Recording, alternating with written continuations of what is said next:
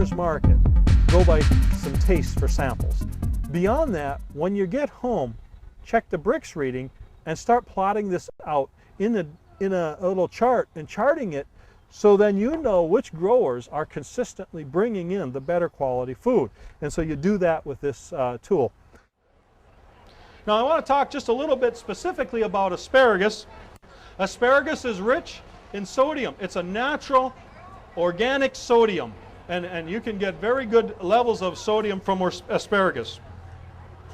Asparagus is also known to be very good for strengthening the heart. So if people have issues with heart, put asparagus in the diet two times a week. It helps strengthen the heart. It doesn't taste bad either, so it's a good food to do. And in general, you want to buy asparagus that has a Brix reading of 6 or above, or I prefer above 6. Now there's a variation sometimes when you check the Brix here or here or here. So in the case of checking, I would suggest you check the whole thing. Now I left out in my car, I was going to bring it. My favorite thing to check is with a mortar and pestle. Any kitchen can have a mortar and pestle. You just break it up, small pieces, break it up, take the whole stalk, stick it in there, mash it all up. Very simple.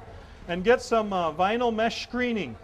You know, like a window screen, the vinyl mesh, cut it in a square like that, scoop that pulp up, put it in the mesh, and just drop a few drops right on here. Or you can put it on the optical and then look through it.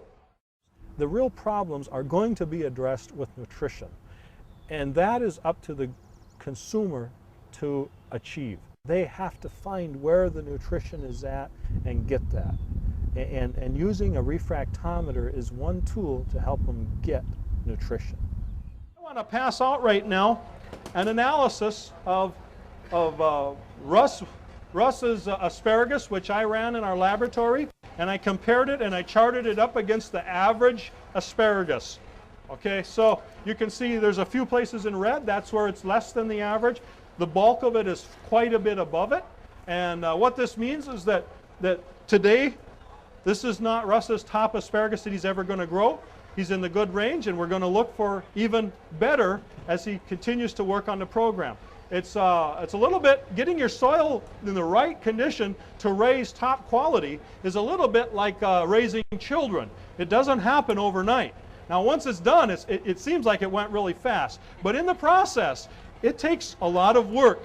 It's just about like raising children. It takes a lot of work, and the reward is there if you do it right. But at times it's very hard, and sometimes it seems very slow. So it is easy for me to get up here and talk about having high Brix foods. It is a very serious job for a farmer to go from poor to excellent. That is an amazing achievement. That's like a baby becoming an adult. It takes it's a process. Now, it doesn't take 20 years for a land. You can do it in 4, 5, 6 years. It depends on where you're starting from. Okay, so I want to pass this out here. Somebody can pass that here in a second. The average Brix reading on Russ's is 7.1. I went to the grocery store just to check, and I got a Brix reading of 5.9. Again, I took the whole stock and I averaged the whole stock in that. I want to demonstrate how to take a Brix reading. I'm going to use the digital one that I have. And this is a vice grips that's been modified with a couple of lips, upper and lower lips. And I'm just going to grab a couple pieces here. I personally prefer the mortar and pestle method because it mashes it up real good. But I'm just going to show to demonstrate the concept. And you can just squeeze it out. You get a few drops of juice.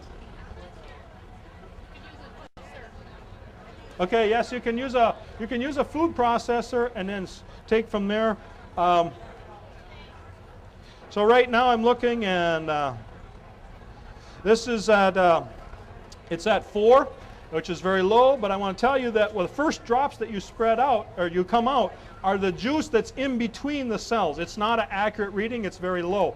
As you squeeze harder and harder, the more that you come out with will be higher and higher. So there's a variation. That's why I prefer to just chop it all up in a mortar and pestle. I have mashed up all the cells, and I have an accurate average, and I would go with that much better than this. But this will work, and it's a little tool to use. When I did it in the laboratory, I got a 7.1 for this. So there is a technique on how to squeeze the juice, and but if you squeeze the same spot of 2 different asparagus and you get the same number, at least you can know which one's better.